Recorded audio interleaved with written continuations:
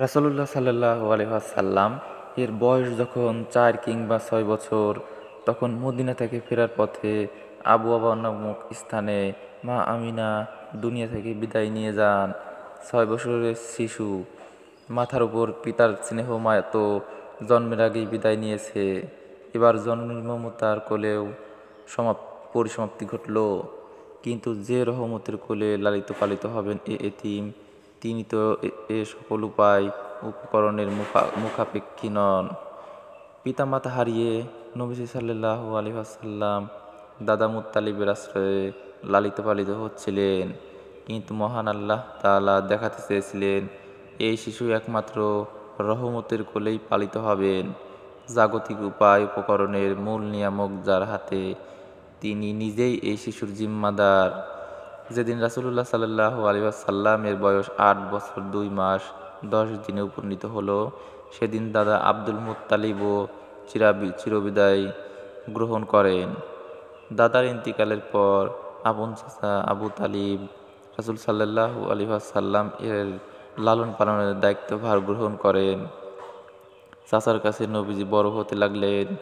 রাসূলুল্লাহ সাল্লাল্লাহু আলাইহি ওয়াসাল্লাম এর বয়স যখন ১২ বছর ২ মাস ১০ দিন, তখন চাচা আবু তালিব ব্যবসা উপলক্ষে সিরিয়া সফর করার মনস্থ করলেন। রাসূলুল্লাহ সাল্লাল্লাহু আলাইহি ওয়াসাল্লামকে সাথে নিয়ে তিনি সিরিয়ার উদ্দেশ্যে যাত্রা করেন। পথে তাইমা নামক স্থানে যাত্রা বিরতি করলেন। ইয়াহুদি পণ্ডিতের ভবিষ্যৎবাণী। চাচার সঙ্গে রাসূলুল্লাহ সাল্লাল্লাহু আলাইহি ওয়াসাল্লাম তাইমায় অবস্থান করছিলেন। ঘটনাক্রমে এক ইহুদি পণ্ডিত, যাকে বুহাইরা পাদ্রী বলা হতো, রাসূলুল্লাহ সাল্লাল্লাহু আলাইহি ওয়াসাল্লামের কাছ দিয়ে কোথাও যাচ্ছিলেন। তাকে দেখে ইহুদি পণ্ডিত আবু তালিবকে জিজ্ঞাসা করল, আপনার সঙ্গের এই ছেলেটিকে? আবু তালিব বললেন, এ আমার ভাতিজা। বুহাইরা বললেন, এই ছেলেটির প্রতি আপনার মমতা আছে? আপনি কি একে রক্ষা করতে চান? আবু তালেব বললেন, অবশ্যই। বুহাইরা এবার আল্লাহর শপথ করে বললেন, আপনি একে যদি সিরিয়া নিয়ে যান, তাহলে ওখানকার ইহুদিরা নির্ঘাত একে খুন করবে। কারণ বাল্যকার আল্লাহর নবী, যিনি ইহুদিদের ধর্মকে রহিত করে দেবেন, এর যাবতীয় গুণাগুণ আমি আসমানি কিতাবে দেখতে পেয়েছি। বুহাইরা তাওরাতের আলেম ছিলেন। তাওরাতে প্রিয় নবী সাল্লাল্লাহু আলাইহি ওয়াসাল্লাম এর দৈহিক আকার আকৃতি এর পূর্ণ বিবরণ ছিল। তাই তিনি রাসূলুল্লাহ সাল্লাল্লাহু আলাইহি ওয়াসাল্লামকে দেখে চিনে ফেলেছিলেন, এ বালকই সেই শেষ নবী, যিনি তাওরাতকে রহিত এবং ইহুদি পণ্ডিতদের রাজত্ব খতম করে দেবেন। বুহাইরার কথা শুনে আবু তালিব শঙ্কিত হয়ে পড়েন এবং নবীজি সাল্লাল্লাহু আলাইহি ওয়াসাল্লামকে মক্কায় ফেরত পাঠিয়ে দেন। সে সময় মক্কার খাদিজা নামের এক বিত্তবান মহিলা বাস করতেন। অগাধ সম্পদের সাথে সাথে তিনি যথেষ্ট বুদ্ধিমত্তা এবং অভিজ্ঞতার অধিকারিণীও ছিলেন। বিচক্ষণ ও বিশ্বস্ত গরিব লোকদের দেখে তিনি ব্যবসার পণ্য দিয়ে বিভিন্ন স্থানে প্রেরণ করতেন এবং লাভের উল্লেখযোগ্য একটি অংশ তাদেরকে প্রদান করা হতো। নবীজি তখনও নবুয়ত প্রাপ্ত হননি, কিন্তু সমগ্র মক্কাবাসীর কাছে তার সততা ও বিশ্বস্ততার যথেষ্ট সুনাম ছিল। প্রত্যেকেরই কাছেই তিনি আস্থাভাজন ছিলেন। সকলের কাছে তিনি আল আমিন তথা বিশ্বস্ত উপাধিতে প্রসিদ্ধ ছিলেন। রাসূলুল্লাহ সাল্লাল্লাহু আলাইহি ওয়াসাল্লাম এর এই সুনাম সুখ্যাতি খাদিজার কাছেও গোপন ছিল না।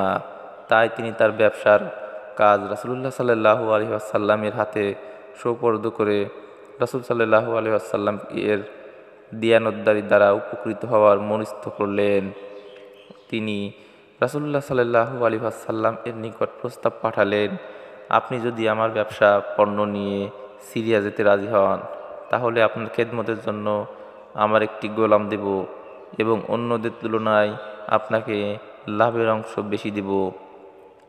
যেহেতু নবী অত্যন্ত সাহসী ও উদার মনের অধিকারী ছিলেন, তাই তিনি প্রস্তাব পাওয়ার সঙ্গে সঙ্গে সুদূর সিরিয়া সফরের জন্য প্রস্তুত হয়ে গেলেন এবং খাদিজার গোলাম মাইসারাকে সঙ্গে নিয়ে 16ই জিলহজ সিরিয়ার উদ্দেশ্যে যাত্রা করেন।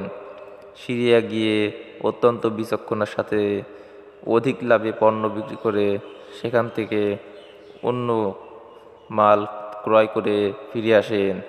মক্কা এসে সিরিয়া থেকে আনা পণ্যগুলো খাদিজার হাতে সোপর্দ করেন। সেই পণ্য বিক্রি করে খাদিজা প্রায় দ্বিগুণ লাভ করেন। সিরিয়ার পথে এক স্থানে নবীজি অবস্থান করছিলেন। সেখানে নাস্তুরা নামক এক ইহুদি পণ্ডিত রাসূলুল্লাহ সাল্লাল্লাহু আলাইহি ওয়াসাল্লাম এর মধ্যে পূর্ববর্তী আসমানি কিতাবসমূহে বর্ণিত আখিরি নবীর লক্ষণ সমূহ দেখে রাসূলুল্লাহ সাল্লাল্লাহু আলাইহি ওয়াসাল্লামকে চিনে ফেলেন। ইহুদি পণ্ডিত মাইসারাকে আগে থেকেই জানতেন। তাকে জিজ্ঞেস করলেন, তোমার সঙ্গের এই লোকটিকে? মাইসারা বলল, হান মক্কার কুরাইশ গোত্রের এক ভদ্র যুবক। ইহুদি পণ্ডিত বললেন, ভবিষ্যতে ইনি নবী হবেন। হযরত খাদিজা রাদিয়াল্লাহু আনহু একজন বুদ্ধিমতী ও বিচক্ষণ মহিলা ছিলেন। রাসূলুল্লাহ সাল্লাল্লাহু আলাইহি ওয়াসাল্লাম এর ব্যক্তিত্ব ও বিস্ময়কর চরিত্র দেখে তার প্রতি খাদিজা রাদিয়াল্লাহু আনহু এর অন্তরে পরম ভক্তি ও অকৃত্রিম ভালোবাসার সৃষ্টি হয়ে গেল। ফলে খাদিজা রাদিয়াল্লাহু আনহু নিজেই ইচ্ছা করলেন, নবীজি রাজি হলে তার সঙ্গে তিনি বিবাহ সূত্রে আবদ্ধ হবেন। রাসূলুল্লাহ সাল্লাল্লাহু আলাইহি ওয়াসাল্লাম এর বয়স যখন 21 বছর, তখন খাদিজার সঙ্গে তার বিবাহ ঠিক হলো। খাদিজা রাদিয়াল্লাহু আনহু এর বয়স তখন 40 বছর, কোনো বর্ণনা মতে 45 বছর। ওই সময়ের বয়স পার্থক্য সম্পর্কে বিভিন্ন মতভেদ রয়েছে। তা হলো 21, 29, 30, 37। নবীজির বিবাহ সময়ের বয়স সম্পর্কে মতভেদ রয়েছে, তবে অনেকের মতে 25 বছর। নবীজির বিবাহ বয়স সম্পর্কে মতভেদ রয়েছে। বিবাহের সময় রাসূলুল্লাহ সাল্লাল্লাহু আলাইহি ওয়াসাল্লাম এর বয়স 25 ছিল বলে বিভিন্ন জীবনী গ্রন্থে পাওয়া যায়। সিরাতে মুস্তাফা রাসূলুল্লাহ সাল্লাল্লাহু আলাইহি ওয়াসাল্লাম এর বিবাহে আবু তালেব ও বনু হাশিম এবং মুজার গোত্রের সমস্ত নেতৃবর্গ সমবেত হন। আবু তালেব বিবাহের খুতবা পাঠ করেন। খুতবায় আবু তালেব নবীজি সম্পর্কে যেসব শব্দ ব্যবহার করেন তা সবিশেষ উল্লেখযোগ্য, যার অর্থ নিম্নরূপ: ইনি মুহাম্মদ ইবনে আবদুল্লাহ, ধনসম্পদে গরিব হলেও উন্নত চরিত্র ও গুণাবলীর ক্ষেত্রে যার সঙ্গে তুলনা করা হবে তার থেকেই তিনি উন্নত বলে প্রমাণিত হবেন। কারণ সম্পদ বিলীয়মান ছায়ামাত্র, যা আজ আছে তো কাল নেই। আপনাদের সর্বজন পরিচিত মুহাম্মদ খাদিজা বিনতে খুয়াইলিদকে বিবাহ করতে যাচ্ছেন, যার নগদ বাকি সব মোহর পরিশোধ করার দায়িত্ব আমার, আল্লাহর শপথ। এরপর ইনি বিপুল সম্মানের অধিকারী হবেন। নবীজি সম্পর্কে আবু তালেবের মন্তব্য: সে সময়কার যখন তার বয়স মাত্র 21 বছর বাজ্যত, তখন তিনি নবুয়তপ্রাপ্ত হননি। তাছাড়া মজার বিষয় হলো, আবু তালেব তখন সেই প্রাচীন ধর্ম বিশ্বাসের অনুযায়ী যা বিলুপ্ত করার জন্য রাসূলুল্লাহ সাল্লাল্লাহু আলাইহি ওয়াসাল্লামের আবির্ভাব, যার জন্য রাসূলুল্লাহ সাল্লাল্লাহু আলাইহি ওয়াসাল্লাম এর গোটা জীবন কুরবান। কিন্তু বাস্তবতা এই সত্য কখনো গোপন করা যায় না। খাদিজার সঙ্গে রাসূলুল্লাহ সাল্লাল্লাহু আলাইহি ওয়াসাল্লাম এর বিবাহ সম্পূর্ণ হবার পর খাদিজা রাদিয়াল্লাহু আনহু 24 বছর রাসূলুল্লাহ সাল্লাল্লাহু আলাইহি ওয়াসাল্লাম এর সেবা করার সুযোগ পান। নবুয়ত প্রাপ্তির আগে কিছুকাল আর পরে কিছুকাল খাদিজার গর্ভে রাসূলুল্লাহ সাল্লাল্লাহু আলাইহি ওয়াসাল্লাম এর 2 জন পুত্র সন্তান ও 4 জন কন্যা সন্তান জন্মগ্রহণ করেন। পুত্র 2 জন হলেন কাসেম ও তাহের রাদিয়াল্লাহু আনহু। তাহের সম্পর্কে বলা হয় তার নাম ছিল আব্দুল্লাহ। জাদুল মাআদে বর্ণিত আছে তার আসল নাম আব্দুল্লাহ ছিল এবং তাইব ও তাহির এ দুটি নাম উপনাম ছিল। কন্যা 4 জন হলেন ফাতিমা, জাইনব, রুকাইয়া ও উম্মে কুলসুম। মেয়েদের মধ্যে জাইনব ছিলেন সবার বড়। উল্লিখিত সব কজনই ছিলেন খাদিজা রাদিয়াল্লাহু আনহা এর গর্ভের। রাসূলুল্লাহ সাল্লাল্লাহু আলাইহি ওয়াসাল্লাম এর তৃতীয় পুত্র, যার নাম ইব্রাহিম, তিনি ছিলেন কৃতদাসী মারিয়া কিপ্তিয়ারের গর্ভের। রাসূলুল্লাহ সাল্লাল্লাহু আলাইহি ওয়াসাল্লাম এর 3 পুত্র শৈশবেই মারা যান। তবে কাসেম সম্পর্কে বর্ণনা আছে, তিনি এতটুকু বড় হয়েছিলেন সাওয়ারিতে আরোহণ গ্রহণ করতে পারতেন। কাসেমের নামেই নবীজি আবুল কাসেম উপন্যাসে প্রসিদ্ধ। উম্মতের সর্বসম্মত মত অনুসারে রাসূলুল্লাহ সাল্লাল্লাহু আলাইহি ওয়াসাল্লাম এর 4 কন্যার মধ্যে ফাতেমা ছিলেন সর্বশ্রেষ্ঠা। নবীজি সাল্লাল্লাহু আলাইহি ওয়াসাল্লাম তার সম্পর্কে বলেছিলেন, ফাতেমা জান্নাতি নারীদের নেত্রী হবে। 15 বছর 5 মাস 15 দিন বয়সে হযরত আলী রাদিয়াল্লাহু আনহু এর সঙ্গে তার বিবাহ হয়। বিবাহের মোহর ছিল 480 দিরহাম, যা প্রায় 150 তোলা রূপার সমান। রমণীকুল শিরোমণি ফাতেমার বিবাহের উপঢৌকন ছিল একটি চাদর, একটি বালিশ যাতে খেজুর গাছের ডাল ভরা ছিল, একটি চামড়ার গদি, একটি দড়ির চৌকি, চামড়ার তৈরি একটি পানির পাত্র, 2টি মাটির কলস, 2টি মশক এবং একটি আটার চাক্কিতে আটা পেষণ সহ ঘরের যাবতীয় কাজ ফাতেমা রাদিয়াল্লাহু আনহা নিজ হাতেই করতেন। এ হলো উভয় জগতের সর্দার নবীর সবচেয়ে আদরের কন্যার বিবাহ এবং তার উপঢৌকন আর মোহর। এই হলো তার দারিদ্র্যপীড়িত জীবনের বাস্তব চিত্র। এরপরও কি সেসব মহিলার চোখে এতটুকু লজ্জা আসে না, যারা বিবাহ সংক্রান্ত আনুষ্ঠানিকতায় নিজেদের দিন ধর্ম সব কিছুই খোয়াচ্ছেন? রাসূলুল্লাহ সাল্লাল্লাহু আলাইহি ওয়াসাল্লাম এর পুত্র সন্তানদের কেউই জীবিত না থাকার কারণে আল্লাহ পাকের বিশেষ হিকমত নিহিত আছে। কেবল কন্যাদের দ্বারা দুনিয়াতে তার বংশধর টিকে আছে। আবার মেয়েদের মধ্যেও হযরত ফাতেমা রাদিয়াল্লাহু আনহা এর সন্তানরাই বেঁচে ছিলেন। অন্যান্য মেয়েদের কারো সন্তানই হয়নি। আবার কারো সন্তান জন্মাবার পরই শৈশবেই মারা যান। হযরত জয়নব রাদিয়াল্লাহু আনহা এর বিবাহ হয় আবুল আস ইবনে রবি রাদিয়াল্লাহু এর সঙ্গে। তার একটি পুত্র সন্তান জন্মগ্রহণ করে অল্প বয়সে মারা যায়। একটি কন্যা সন্তান জন্মলাভ করে, তার নাম ছিল উমামা। হযরত ফাতিমা রাদিয়াল্লাহু আনহা এর ইন্তিকালের পর হযরত আলী রাদিয়াল্লাহু আনহু জয়নব রাদিয়াল্লাহু এর কন্যা উমামাকে বিয়ে করেন, কিন্তু তার গর্ভে হযরত আলী রাদিয়াল্লাহু আনহু এর কোনো সন্তান জন্মলাভ করেনি। রুকাইয়া রাদিয়াল্লাহু আনহু কে বিবাহ করেন হযরত উসমান রাদিয়াল্লাহু আনহু। হাবসা হিজরতের সময় তিনি স্বামী উসমান রাদিয়াল্লাহু আনহু এর সঙ্গে ছিলেন। দ্বিতীয় হিজরিতে যুদ্ধ থেকে ফেরার সময় নিঃসন্তান অবস্থায় তিনি ইন্তেকাল করেন। এরপর তৃতীয় হিজরিতে তার অপর এক বোন উম্মে কুলসুমকে রাসূলুল্লাহ সাল্লাল্লাহু আলাইহি ওয়াসাল্লাম হযরত উসমান রাদিয়াল্লাহু আনহু এর সঙ্গে বিবাহ দেন। আর এ কারণে উসমান রাদিয়াল্লাহু আনহু যুন্নুরাইন উপাধিতে ভূষিত হয়। নবম হিজরিতে তিনিও ইহজগৎ ত্যাগ করেন।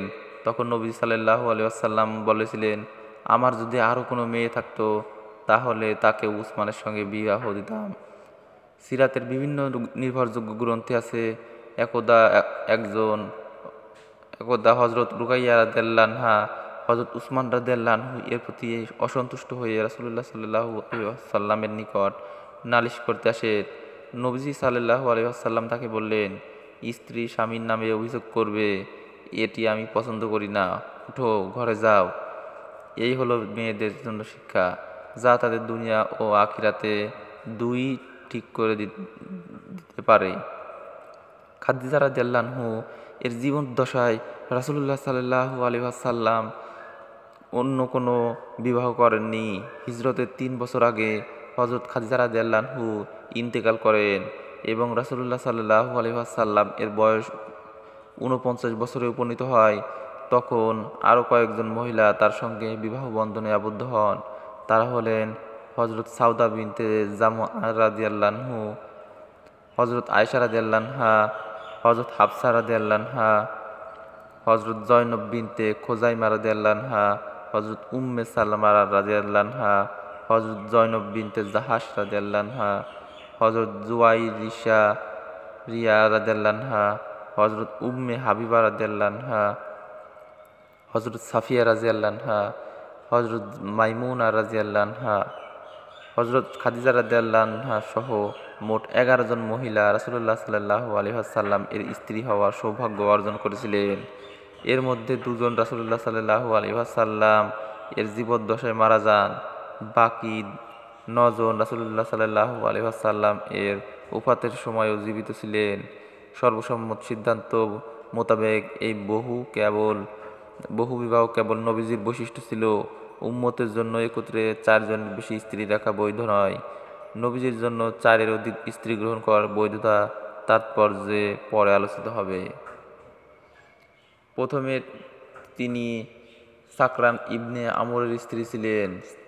পরে রাসূলুল্লাহ সাল্লাল্লাহু আলাইহি ওয়াসাল্লামের সঙ্গে বিবাহ সূত্রে আবদ্ধ হন হযরত সাউদা রাদিয়াল্লাহু আনহু, হযরত আয়েশা সিদ্দিকা রাদিয়াল্লাহু আনহা। তিনি হযরত আবু বকর সিদ্দিক রাদিয়াল্লাহু আনহু এর কন্যা। 6 বছর বয়সে রাসূলুল্লাহ সাল্লাল্লাহু আলাইহি ওয়াসাল্লামের সঙ্গে তার বিবাহ হয়। হিজরতের সময় 9 বছর বয়সে নবীজির ঘরে আসেন। রাসূলুল্লাহ সাল্লাল্লাহু আলাইহি ওয়াসাল্লাম এর ওফাতের সময় তার বয়স ছিল 18 বছর। রাসূলুল্লাহ সাল্লাল্লাহু আলাইহি ওয়াসাল্লাম এর সঙ্গে হযরত আয়েশা রাদিয়াল্লাহু আনহা এর 9 বছরের সহচর্য তার উপর কেমন প্রভাব বিস্তার করেছিল এবং কি তার অর্জিত হয়েছিল তা এ থেকে বোঝা যায়। বড় বড় সাহাবীগণ বলতেন, কোনো বিষয়ে আমাদের সন্দেহ হলে আমরা হযরত আয়েশা সিদ্দিকা রাদিয়াল্লাহু আনহা এর নিকট গিয়ে তা জানতে পারতাম। এ সুবাদে এই বিখ্যাত সাহাবীগণ হযরত আয়েশা রাদিয়াল্লাহু আনহা শীর্ষ। হযরত হাফসা রাদিয়াল্লাহু আনহা হযরত উমর রাদিয়াল্লাহু আনহু এর কন্যা। প্রথমে উনাইস ইবনে হুযায়ফার বিবাহ বন্ধনে আবদ্ধ ছিলেন। অতঃপর হিজরতের 2য় বা 3য় বছরে রাসূলুল্লাহ সাল্লাল্লাহু আলাইহি ওয়াসাল্লাম এর সঙ্গে তার বিবাহ হয়। সিরাতে মুগলতায় 48। হযরত জয়নব বিনতে খোজাইমা হেলালিয়া রাদিয়াল্লাহু আনহা হযরত জয়নব বিনতে খোজাইমা হেলালিয়া রাদিয়াল্লাহু আনহা উম্মুল মাসাকিন নামে প্রসিদ্ধ ছিলেন। প্রথমে তোফায়েল ইবনে হারিসের সঙ্গে তার বিবাহ হয়। তোফায়েল তালাক দিলে দ্বিতীয় পর্যায়ে তোফায়েলের ভাই উবায়দার সঙ্গে বিবাহ হয়। এ স্বামী শাহাদাত বরণ করলে উহুদ যুদ্ধের 1 মাস আগে 3য় হিজরিতে নবীজি তাকে বিবাহ করেন। তিনি মাত্র 2 মাস রাসূলুল্লাহ সাল্লাল্লাহু আলাইহি ওয়াসাল্লামের ঘর সংসার করে মৃত্যুবরণ করেন। হযরত উম্মে হাবিবা রাদিয়াল্লাহু আনহা হযরত আবু সুফিয়ান রাদিয়াল্লাহু আনহু এর কন্যা। প্রথম স্বামী উবাইদুল্লাহ ইবনে জাহাসের ঔরসে তার কয়েকটি সন্তানও জন্মগ্রহণ করেছিল। স্বামী স্ত্রী দুজন ইসলাম গ্রহণ করে হাবশায় হিজরত করেছিলেন। হাবশা গিয়ে উবাইদুল্লাহ খ্রিস্টান হয়ে যায়, কিন্তু উম্মে হাবিবা ইসলামের উপর দৃঢ় থাকেন। এ খবর শুনে নবীজি সাল্লাল্লাহু আলাইহি ওয়াসাল্লাম হাবশার বাদশাহ নাজদাশির কাছে পত্র লিখলেন তার পক্ষ থেকে উম্মে হাবিবার কাছে বিবাহের প্রস্তাব দিতে। নাজদাশি তার কাছে বিবাহের প্রস্তাব দেন এবং নিজেই এই বিবাহের দায়িত্ব গ্রহণ করেন এবং নাজদাশি নিজেই বিবাহের 400 দিনার মোহর পরিশোধ করে দেন। উম্মে সালামা রাদিয়াল্লাহু আনহা আসল নাম হিন্দা। প্রথমে আবু সালামার স্ত্রী ছিলেন। এ ঘরে তার কয়েকটি সন্তান জন্মেছিল। 4th হিজরির জুমাদাস স্থানীতে মতান্তরে 3য় হিজরিতে রাসূলুল্লাহ সাল্লাল্লাহু আলাইহি ওয়াসাল্লাম এর সঙ্গে বিবাহ হয়। বলা হয় হযরত উম্মে সালামা রাদিয়াল্লাহু আনহা রাসূলুল্লাহ সাল্লাল্লাহু আলাইহি ওয়াসাল্লাম এর স্ত্রীগণের মধ্যে সকলের পরে মৃত্যুবরণ করেন। হযরত জয়নব বিনতে জাহাশ রাদিয়াল্লাহু আনহা হযরত জয়নব বিনতে জাহাশ রাদিয়াল্লাহু আনহা রাসূলুল্লাহ সাল্লাল্লাহু আলাইহি ওয়াসাল্লাম এর ফুফাতো বোন। প্রথমে তাকে তিনি পালক পুত্র যায়েদ ইবনে হারিসের সঙ্গে বিবাহ দিতে ইচ্ছা করেন। যায়েদ ছিলেন রাসূলুল্লাহ সাল্লাল্লাহু আলাইহি ওয়াসাল্লাম এর গোলাম। পরে আজাদ করে তাকে পোষ্যপুত্রের মর্যাদা দিয়েছিলেন, কিন্তু একসময় গোলাম হিসেবে পরিচিত ছিলেন বলে জয়নব তাকে পছন্দ করতে পারছিলেন না। অবশেষে রাসূলুল্লাহ সাল্লাল্লাহু আলাইহি ওয়াসাল্লাম এর আদেশ পালনার্থে এ বিবাহ তিনি সম্মতি দেন। প্রায় 1 বছর জায়েদের ঘর করেন, কিন্তু মনের মিল না থাকার কারণে দুজনের মধ্যে সর্বদা মনোমালিন্য লেগেই থাকতো। একসময় জায়েদ রাসূলুল্লাহ সাল্লাল্লাহু আলাইহি ওয়াসাল্লামের খেদমতে এসে জয়নবকে তালাক দেবেন বলে মত পোষণ করেন। নবীজি সাল্লাল্লাহু আলাইহি ওয়াসাল্লাম তাকে বুঝিয়ে তালাক দেওয়া থেকে বিরত রাখেন, কিন্তু মনের মিল না হওয়ায় জায়েদ রাদিয়াল্লাহু আনহু বাধ্য হয়েই জয়নব রাদিয়াল্লাহু আনহাকে তালাক প্রদান করেন। এবার সান্ত্বনা ও মনের প্রশান্তির উদ্দেশ্যে নবী সাল্লাল্লাহু আলাইহি ওয়াসাল্লাম নিজেই তাকে বিবাহ করতে মনস্থ করেন। কিন্তু আরব সমাজ সে সময়ে পালক পুত্রকে ঔরসজাত সন্তানেরই সমতুল্য মনে করা হতো। এজন্য সমালোচনার আশঙ্কায় নবীজি পালক পুত্র জায়েদের তালাকপ্রাপ্তা স্ত্রী জয়নবকে বিবাহ করা থেকে বিরত থাকেন। কিন্তু যেহেতু এটি জাহেলিয়াতের কুসংস্কার ছাড়া কিছুই ছিল না, তাই আয়াত নাজিল হলো, আপনি মানুষকে ভয় করছেন অথচ আল্লাহকেই আপনার সর্বাধিক ভয় করা উচিত। অবশেষে চতুর্থ হিজরির মতান্তরে তৃতীয় হিজরিতে আল্লাহ পাকের আদেশে নবীজি জয়নব রাদিয়াল্লাহু আনহাকে বিবাহ করেন, যাতে মানুষ একথা বুঝতে পারে পালক পুত্র আর ঔরসজাত পুত্র সমান নয়। বিবাহ বন্ধন ছিন্ন হয়ে গেলে পালক পুত্রের স্ত্রীকে বিবাহ করতে কোনো অসুবিধে নেই। যারা আল্লাহ পাকের এ হালালকে বিশ্বাসে বা কার্যক্ষেত্রে হারাম মনে করে, তারা যেন ভ্রান্তির বেড়াজাল থেকে বের হয়ে আসে এবং অন্ধকার যুগের কুসংস্কার যেন সমূলে উৎপাটিত হয়। রাসূলুল্লাহ সাল্লাল্লাহু আলাইহি ওয়াসাল্লাম এর নিজে আমল করে দেখানোর মাধ্যমে এ কুসংস্কার নির্মূল করা সম্ভব ছিল। ভিডিওটি অনেক বড় হওয়ার কারণে কয়েকটি পর্বে ভাগ করা হয়েছে।